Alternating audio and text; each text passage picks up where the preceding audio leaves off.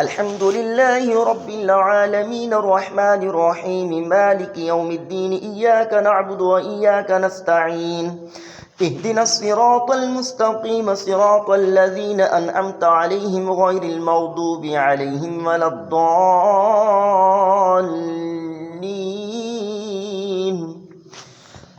الحمد لله الذي خلق السماوات والأرض وجعل الظلمات والنور ثم الذين كفروا بربهم يعدلون.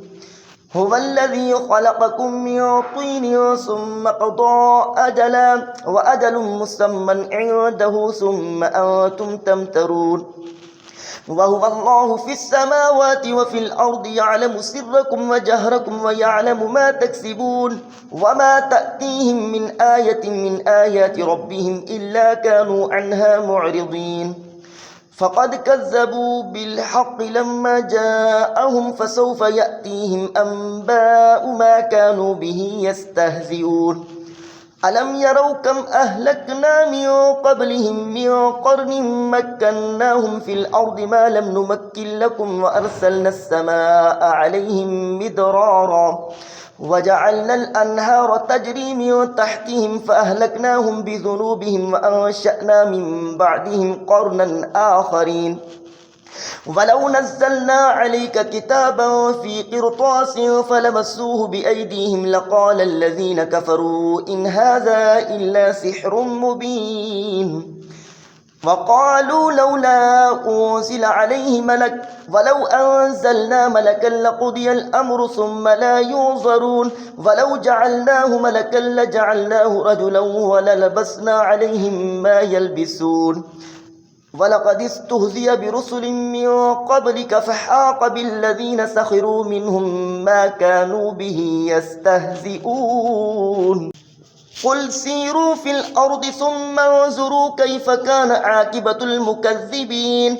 قل لمن ما في السماوات والأرض قل لله كتب على نفسه الرحمة ليجمعنكم إلى يوم القيامة لا ريب فيه الذين خسروا أنفسهم فهم لا يؤمنون.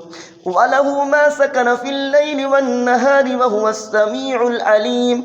قل أغير الله أتخذ وليا فاطر السماوات والأرض وهو يطعم ولا يطعم. قل إني أمرت أن أكون أول من أسلم ولا تكونن من المشركين.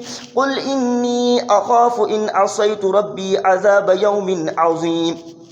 من يصرف عنه يومئذ فقد رحمه وذلك الفوز المبين. وإن يمسسك الله بضر فلا كاشف له إلا هو وإن يمسسك بخير فهو على كل شيء قدير. وهو القاهر فوق عباده وهو الحكيم الخبير.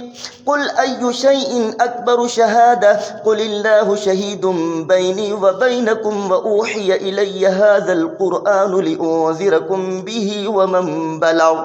أئنكم لتشهدون أن مع الله آلهة أخرى قل لا أشهد قل إنما هو إله واحد وإنني بريء مما تشركون.